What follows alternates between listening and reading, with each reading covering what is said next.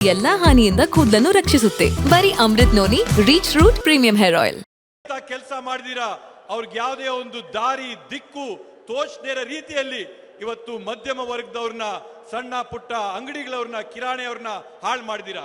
और जितने बड़े पीएसयू थे जिनसे आपको सरकार रोजगार देती थी, वो सारे के सारे उनके जो सब्सिडरीज हैं वो बड़े बड़े खरबपतियों को दे दिए गए हैं.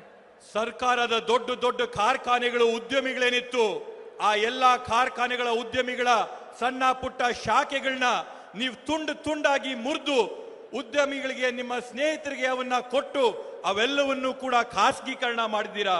तो रोजगार बनाने का काम नहीं किया, महंगाई को इतना बढ़ा दिया कि आज अगर कोई बीमार हो आपके घर में, आपको इलाज कराना हो मुश्किल होती है.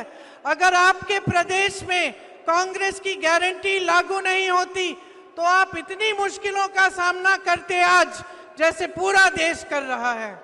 ಇವತ್ತು ನೀವು ನೋಡ್ತಾ ಇದ್ದೀರಾ ಏನು ಈ ಬೆಲೆ ಏರಿಕೆ ಇದೆ. ಈ ಬೆಲೆ ಏರಿಕೆ ಜೊತೆಗೆ ಇವತ್ತೊಂದು ಮನೆಯಲ್ಲಿ ಯಾರಿಗಾದ್ರೂ ಸಣ್ಣ ಪುಟ್ಟ ಆರೋಗ್ಯ ಕೆಟ್ಟರೆ, ಅವ್ರಿಗೇನಾದ್ರೂ ಚಿಕಿತ್ಸೆ ಪಡಿಬೇಕಂತಂದ್ರೆ ಅವರೊಂದು ಆಸ್ಪತ್ರೆಗೆ ಹೋದ್ರೆ ಸಾಕಷ್ಟು ಹೊರೆ ಅವ್ರ ಮೇಲೆ ಬೀಳ್ತದೆ. ಈ ಎಲ್ಲ ತೊಂದರೆಗಳನ್ನ ಇವತ್ತು ಈ ದೇಶದ ಸಾರ್ವಜನಿಕರು ಅನುಭವಿಸ್ತಾ ಇದ್ದಾರೆ. ಕರ್ನಾಟಕ ರಾಜ್ಯದಲ್ಲಿ ನಾವು ಕೊಟ್ಟಿರ್ತಕ್ಕಂಥ ಗ್ಯಾರಂಟಿಗಳಿಂದ ಇವತ್ತು ತಾವೆಲ್ಲ ಆರಾಮಾಗಿ ಬದುಕ್ತಾ ಇದ್ದೀರಾ, ಬದುಕು ಹಸನಾಗಿದೆ. तो अगर गहराई से आपको एक बात समझनी है आज इस चुनाव में, अपनी सरकार के बारे में जो केंद्र में चल रही है, अपने प्रधानमंत्री श्री नरेंद्र मोदी जी के बारे में, तो आपको ये गहराई से समझना पड़ेगा कि उनका ध्यान किस तरफ है. ನೀವಿವತ್ತು ಗಂಭೀರವಾದಂತ ಒಂದು ವಿಷಯನ ನೀವು ಗಮನಿಸಬೇಕಾಗಿದೆ. ಕೇಂದ್ರದಲ್ಲಿರ್ತಕ್ಕಂಥ ಸರ್ಕಾರ, ನರೇಂದ್ರ ಮೋದಿ ಅವರ ಸರ್ಕಾರ, ಅವರ ಗಮನ, ಅವರ ಆಲೋಚನೆ ಯಾವ ಕಡೆಗಿದೆ, ಯಾವ ದಿಕ್ಕಿನಲ್ಲಿದೆ ಅಂತ ಹೇಳಿ ತಾವು ಗಂಭೀರವಾಗಿ ಆಲೋಚನೆ ಮಾಡಬೇಕಾಗಿದೆ. आपको टीवी पे दिखता है कि मोदी जी बड़े बड़े इवेंट कर रहे हैं, ऐसे बड़े बड़े ನನ್ನ ಜೀವನದಲ್ಲಿ ನಾನು ಮಾತ್ರವಲ್ಲ, ನನ್ನ ಕೂದಲು ಕೂಡ ಆಗಿರಬೇಕು ಸ್ಟ್ರಾಂಗ್ ಅಂಡ್ ಸ್ಟೈಲಿಶ್. ಬರೀ Amrit noni reach root premium hair oil ನೊಂದಿಗೆ. Reach root premium hair oil. मंचों पे खड़े हैं, लेकिन आपको ये कभी नहीं दिखता कि मोदी जी किसी गरीब के घर गए हैं, किसी किसान से हालचाल पूछने गए हैं.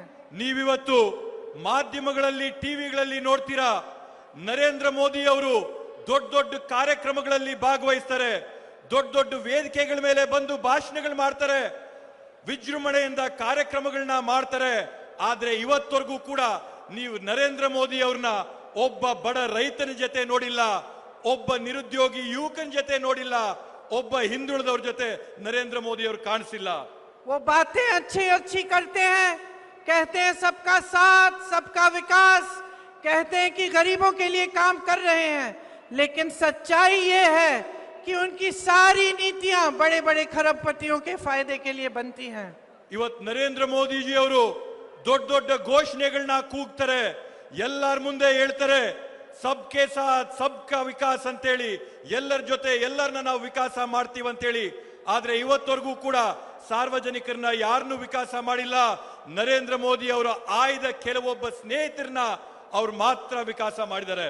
इसका प्रमाण ये है कि सारा आज देश का कोयला, देश का पावर, बिजली, देश के बंदरगाह, देश के हवाई अड्डे, देश की सड़कें आज सारी की सारी उनके बड़े मित्रों को, खरबपति मित्रों को सौंप दी गई है. ಇವತ್ತಿದ್ರ ನೇರವಾದಂತ ಪರಿಣಾಮ ಏನಂತಂದ್ರೆ, ಈ ದೇಶದಲ್ಲಿರ್ತಕ್ಕಂಥ ವಿಮಾನ ನಿಲ್ದಾಣಗಳು, ಬಂದರುಗಳು, ದೇಶದಲ್ಲಿರ್ತಕ್ಕಂಥ ಹೆದ್ದಾರಿಗಳು, ಈ ದೇಶದಲ್ಲಿರ್ತಕ್ಕಂಥ ಬ್ರಿಡ್ಜ್ಗಳು, ಈ ದೇಶದಲ್ಲಿರ್ತಕ್ಕಂಥ ವಿದ್ಯುತ್ ಸ್ಥಾವರ ಘಟಕಗಳು, ಇವೆಲ್ಲವನ್ನೂ ಕೂಡ ನರೇಂದ್ರ ಮೋದಿ ಅವರ ಆಯ್ದ ಸ್ನೇಹಿತರಿಗೆ ಇವತ್ತವರು ಮಾರ್ಕೊಟ್ಟಿದ್ದಾರೆ. ಅನುಕ್ಷಣದ ಸುದ್ದಿಗಳಿಗಾಗಿ ವಿಸ್ತಾರ ನ್ಯೂಸ್ ಯೂಟ್ಯೂಬ್ ಚಾನೆಲ್ ಸಬ್ಸ್ಕ್ರೈಬ್ ಮಾಡಿ. ಹೊಸ ಸುದ್ದಿಗಳ ನೋಟಿಫಿಕೇಶನ್ಗಾಗಿ ಬೆಲ್ ಐಕಾನ್ ಕ್ಲಿಕ್ ಮಾಡಿ. ಲೇಟೆಸ್ಟ್ ಅಪ್ಡೇಟ್ಸ್ಗಾಗಿ www.vistaranews.com ವೆಬ್ಸೈಟ್ಗೆ ವಿಸಿಟ್ ಮಾಡಿ. ಅಂಗೈಯಲ್ಲೇ ಜಗತ್ತಿನ ಸುದ್ದಿ ತಿಳಿಯಲು ವಿಸ್ತಾರ ನ್ಯೂಸ್ ಕನ್ನಡ ಆಪ್ ಡೌನ್ಲೋಡ್ ಮಾಡಿ.